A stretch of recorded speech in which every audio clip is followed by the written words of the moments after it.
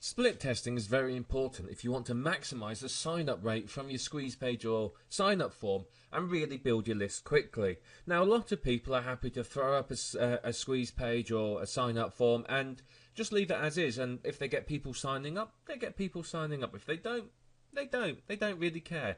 But the thing is, if you're doing that, you're potentially losing huge amounts of subscribers. Well-targeted squeeze pages can get sort of 50, 60 and even 70% conversion rates. So that means for every 100 people that go to your site, you could end up with as many as 70 of them signing up to your list. Now, if you haven't split test this and you've just put up any old squeeze page, your conversion rate could be as low as 5 or even as high as 10%. So you could end up with a very low sign-up rate, which means you build your list much, much slower. A lot of potential leads, a lot of money, and a lot of potential subscribers are leaving because you haven't optimized your site. It's very, very important to do this. Now, split testing is very, very easy to do.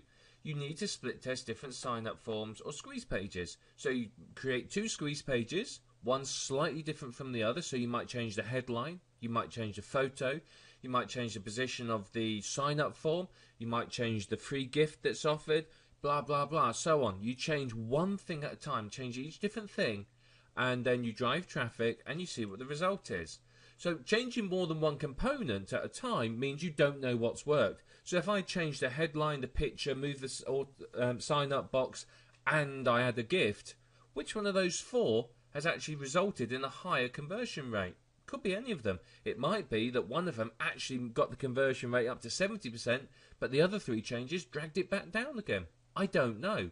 So this is why it's very important that you just change one thing at a time.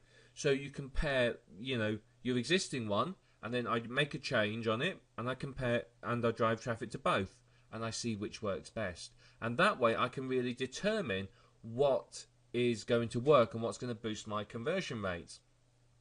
And as you start to work this out, so you'll realize that in certain niches there are similarities in what boosts your conversion rates, and it will help you next time you set up a squeeze page or a sign-up form to create a much better form out of the box. Rather than having to go through split testing right from the beginning, you've got a good sort of starter for 10 that you can go from.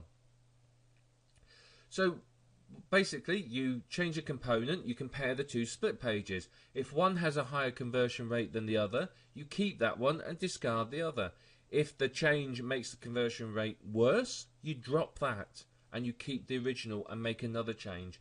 Now, this isn't something that you're going to be able to do in, a day. It takes several weeks and even several months of careful tracking and calculation, which is why a lot of people don't bother doing it.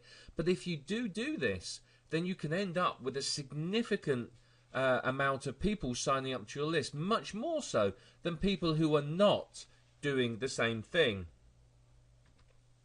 As you can see, it's not a complex process to do this, and because it takes a bit of time and a bit of effort, a lot of people don't bother. But the really successful marketers, the marketers that have the high sign-up rates, the marketers that have the bigger earnings online, they're the ones that take the time to do this, because it really does make a big, big difference. And then once you've made one change, you change something else. And it's an iterative process. You keep making the changes. You change one thing, drive traffic, change another thing, drive traffic. And you work out from that what works and what doesn't work.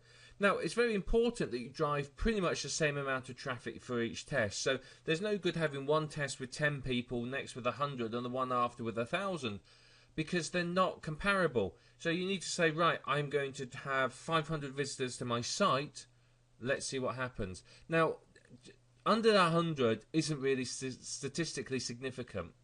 Ideally, you want somewhere between 500 and 1,000. Closer to 1,000, the better, because then you've got a much better, a broader sample of people. 100 people isn't really enough for you to base your judgment on. When you've got 1,000, you've got a good proportion of people to the site, and you can go, yeah, I know this has produced this conversion rate. So just keep driving the traffic to it, make the changes, and you'll find that you'll get some good results from it. But remember, this is very, very important. You must not change more than one thing at once. If you try and do that, you try and change too many things, you're going to be unaware as to what has worked and what hasn't worked, which basically means you are not going to be able to improve your conversion rates.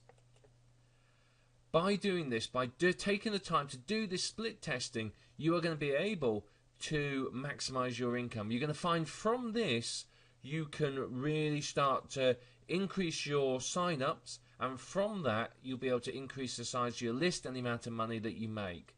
And ultimately that's why you're building a list, so that you can make money.